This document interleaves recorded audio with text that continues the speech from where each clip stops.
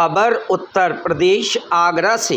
आगरा के night club में बवाल हो गया। शनिवार की रात जमकर दारू चली, रशियन डांस शुरू हुआ, कस्टमर बेकाबू होने लगे, बाउंसरों ने मोर्चा संभाला। उसके बाद ग्राहकों का नशा हिरन हो गया। बहुत मार खाए सब, नाइट क्लब से खदेड़े अलग से गए। कुटाई का वीडियो हुआ वायरल। वीडियो वायरल होते ही पुलिस ने मामले को लिया संज्ञान में। पुलिस ने मैनेजर बाउंसरों को किया अरेस्ट।